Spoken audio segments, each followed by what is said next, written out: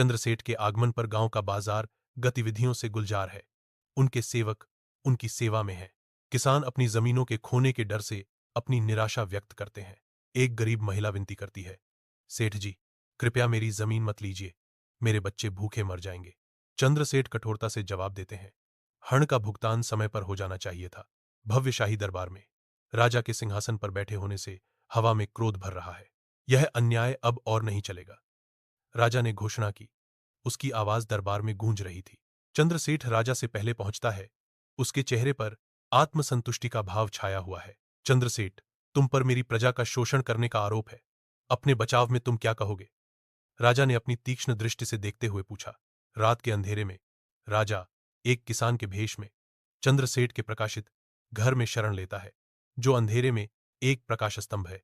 बेताब राजा गिड़गिड़ाता है, मुझे अपनी बेटी की शादी के लिए ठंड चाहिए। मैं बहुत मुश्किल में हूं। चंद्रसेठ कठोरता से जवाब देते हैं, मैं तुम्हारी मदद कर सकता हूं, लेकिन ब्याज दर ऊंची होगी और एक शर्त होगी।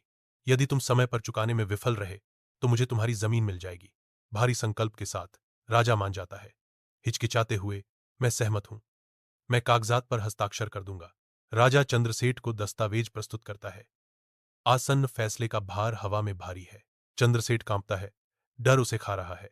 राजा का स्वर दरबार में गूंजता है, घोषणा करते हुए, आज से कोई भी साहूकार इतनी ऊंची ब्याज दरें नहीं लगाएगा जो किसी के जीवन को बर्बाद कर दे। जो कोई भी इस नियम को तोड़ेगा, उसकी संपत्ति जब्त कर ली जाएगी। राजा के नए कानून के तहत गांव का बाजार फल फूल रहा है। किसानों की आजादी से आवाजाही के साथ खुशी गूंज रही है। उनके चेहरे राहत से चमक रहे हैं।